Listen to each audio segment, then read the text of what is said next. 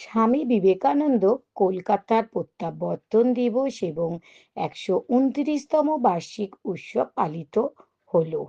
আজ 20শে ফেব্রুয়ারি শুক্রবার রামকৃষ্ণ মঠ ও মিশন বেলুড় মঠের আয়োজিত বজবজ থেকে আলমবাজার মঠ পর্যন্ত এক বর্ণাঢ্য শোভাযাত্রার মধ্যে দিয়ে 19শে ফেব্রুয়ারি বৃহস্পতিবার সকাল 10টা থেকে সন্ধে 6টা পর্যন্ত স্বামী বিবেকানন্দর কলকাতার প্রত্যাবর্তন দিবস এবং 129তম বার্ষিক উৎসব পালিত হলো ধুমধামের মধ্যে দিয়ে।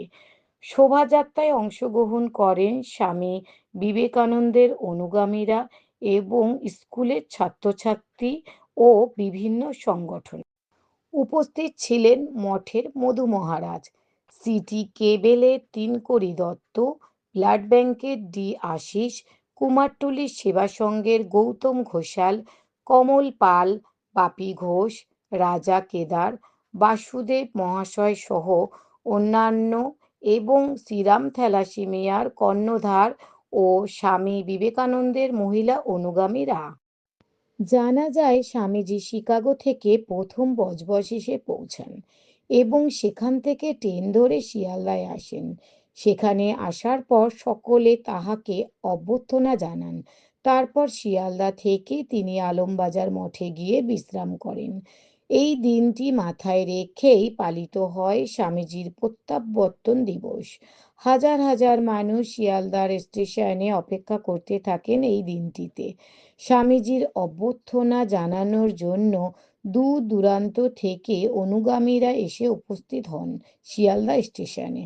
হাজার হাজার মানুষ রাস্তার দুধারে দাঁড়িয়ে স্বামীজির এই বর্ণাঢ্য শোভাযাত্রা উপভোগ করতে থাকেন এবং রাস্তার মোড়ে মোড়ে ফুল নিয়ে অপেক্ষা করেন কখন স্বামীজির এই বর্ণাঢ্য শোভাযাত্রা আসবেন।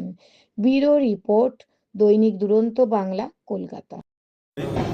স্বামীজির ঐতিহাসিক প্রত্যাবর্তন পাশ্চাত্য থেকে 4 বছর পাশ্চাত্য বেদান্ত প্রচার করার পর তখন এই ব্রিটিশ ভারত, পরাধীন ভারত আমাদের ধর্ম সংস্কৃতি স্বাবলম্বীর পথে সেই সময় যে স্বামী বিবেকানন্দের যে ঐতিহাসিক যে জয়, সেটা ছিল একমাত্র ভারতবর্ষের আধ্যাত্মিকতার জয়, সনাতন ধর্মের জয়। সেই জয় জয়কার করে স্বামীজি ফিরলেন, বিবেকানন্দ ফিরলেন। তার আগে আমরা বিবেকানন্দকে পাইনি, 19শে ফেব্রুয়ারি আমরা বিবেকানন্দকে পেলাম। তার আগে তিনি অন্য নানা নামে ভারতবর্ষে পরিভ্রমণ করেছেন। বিদেশে যখন যান তিনি বিবেকানন্দ নাম নিয়েই যান। ভারতবর্ষের মাটি ছাড়েন বিবেকানন্দ নিয়ে, ফিরে আসেন বিশ্ববিজয়ী বিবেকানন্দ। যখন যান তখন তার কোনো ব্যক্তিত্বের কোনো প্রকাশ ছিল না। কলকাতাবাসী উপলব্ধি করবে, ছাত্র যুব সমাজ উপলব্ধি করবে, হ্যাঁ এই দিনটা আমাদের কাছে একটা আত্মসচেতনতার দিন। আমরা কোথায় ছিলাম, আমরা কোথায় দাঁড়িয়ে আছি, কিন্তু আমরা এখনো প্রকৃত মানুষ হয়ে উঠতে পারিনি। এটাই হচ্ছে আমাদের দুঃখ এবং লজ্জা। স্বামী বিবেকানন্দের ছবিটা শ্রদ্ধা করতে শিখেছি, কেউ অশ্রদ্ধা করে না, কিন্তু স্বামী বিবেকানন্দকে অন্তরে গ্রহণ করা আমাদের এখনো হয়ে ওঠেনি। যার জন্য প্রসাদের লাইনে ভিড় হয়, কিন্তু স্বামীজির বাণী শোনার সময় কোনো ভিড় নেই। এখন স্বামীজি বলছেন এবারে ফুড নিতে মাথায়, পেটের খাওয়া এখন আর আমরা বুভুক্ষু নয়, আমরা কেউ না খেয়ে থাকতে, এখন গভর্নমেন্ট বিনা পয়সায় চাল ডাল দিচ্ছে, কিন্তু না খেয়ে কেউ থাকি না। আমরা যে প্রসাদ দিই, মধ্যবয়স্ক মায়েরাই বেশি ভিড় করে, যুব সমাজ ছাত্র সমাজ এখনও সচেতন নয়, গার্জেনরা সচেতন নয় বলে। মায়েরাও জানে না যে আমাদের অতীত গৌরব কী, ছেলে মেয়েদের মন মুছে পাঠাতে হবে, মহারাজদের বক্তব্য শুনতে হবে, তবেই তো এই তো আমাদের শিক্ষার অবস্থা। স্বামীজি ঠিক কত সুন্দর কথা বলে গেছেন, তোদের শিক্ষা গ্রাণীগিরি বই তো নয়। আজকে MA BA BSc পাস ছেলেরা লাইন দিচ্ছে, আজকে ওই কত 1,500 টাকা অনুদান দেবে, তার জন্য এর চেয়ে লজ্জা, এর চেয়ে দেশের চরমত অবনতি আর কিছু হতে পারে না। যেখানে পাইয়ে দেওয়া একটা ভিক্ষার বৃত্তি নিয়ে আমরা বেঁচে থাকবো, এটা আমাদের মনুষ্যত্বের অবমাননা। কাজ করে খাবে, কেন অনুদান নেব? তো আজকে সামনে তোদের শিক্ষা ক্রাণীগিরি বই তো নয়। আজকে আমরা ক্রাণীগিরির জন্য একটা মেথরের চাকরি যদি ডিক্লেয়ার হয়, সেখানে MBBS ছেলেরা অ্যাপ্লিকেশন করবে। এটা তার লজ্জা নয়, এটা আমাদের জাতির লজ্জা। কারণ তার তো পেট আছে, সে তো MA BA পাস করেছে, সে মেথরের চাকরি পেলেও সে করবে, কারণ তার পেটে এমন শিক্ষা হতে হবে, ম্যান মেকিং এডুকেশন, যেখানে যে এডুকেশনটা আমাকে মানুষ তৈরি করবে। বিবেক আজকে 19শে ফেব্রুয়ারি এবং স্বামীজিকে একদম শোভাযাত্রা করে নিয়ে আসা হলো শিয়ালদা থেকে আলমবাজার মঠ, কি বলবেন? এটা তো শুধু আজকের দিনে নয়, বিগত কয়েক বছর যাবৎ এখানে যে আলমবাজারে শারদাত্মানন্দ, যিনি ডাক নামে মধু মহারাজ নামে আমরা যাকে মানে ওনাকে সম্বোধন করি, তিনি বিগত কয়েক বছর যাবৎ করে আসছেন। এখন মঠ এটাকে এই নতুনভাবে বেলুড় মঠ এটাকে টেক আপ করেছে ওনাদের সম্মিলিত ক্রমে।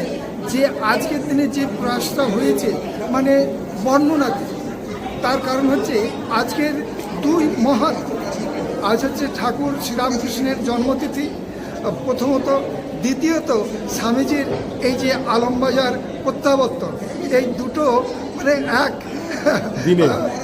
একদিনে পরে এটা দারুণ জিনিস করেছে। মানুষকে, গোটা কলকাতা শহরবাসীকে, শুধু কলকাতা বললে ভুল হবে, সারা বঙ্গবাসীকে আমাদের কিন্তু একটা জাগরণ ঘটিয়ে দিয়েছে। তো সেই সূত্রে আমরা খুবই গর্বিত বোধ করি। এইভাবে মানুষ সকলে এইভাবে সহযোগিতা করুক। স্বামীজির আদর্শ, ঠাকুর মা যে কথাগুলো বলে গেছেন, স্বামীজিকে যে রেখে গেছেন, স্বামীজি আজ আমাদের যুবনায়ক এবং ওনার কথা আমাদেরকে মেনে চলতেই হবে। না হলে আজ আমাদের আগামী দিন আমাদের কিন্তু অন্ধকার নেমে আসবে। ওনার কথাকে আমরা সকলে মেনে চলব, সেটাই আমি সকলের কাছে এবং ঠাকুরমার স্বামীজির কাছে আমি প্রার্থনা জানাই। সকলে তার চরণে শ্রদ্ধা, বিশ্বাস, ভক্তি হোক। ওম নমো ভগবতে বাসুদেবায়। জয় স্বামীজি, জয় মা, জয় ঠাকুর। আপনার নাম? স্বামী প্রণবানন্দ, আরামবাগ। কোথায় আছেন? আরামবাগ।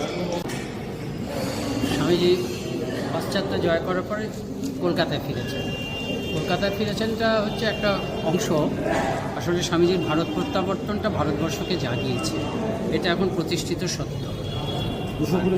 তারই একদম একদম কি বলছি, তার একদম পরিণতি, মানে ঠিক ঠিক পরাকাষ্ঠা যেটাকে বলা হয়, সেটা হচ্ছে কলকাতায় আসে। যে বৃত্তটা যেন সম্পূর্ণ হল, যে আমাদের বিবেকানন্দ তিনি যে গোটা বিশ্বের রত্ন, সেটা প্রমাণিত হয়েছে। এটা একটা জিনিস মনে রাখতে হবে, আমাদের একটা বই আছে রামকৃষ্ণ মিশন প্রকাশিত, স্বামী বিবেকানন্দের ভারত প্রত্যাবর্তন।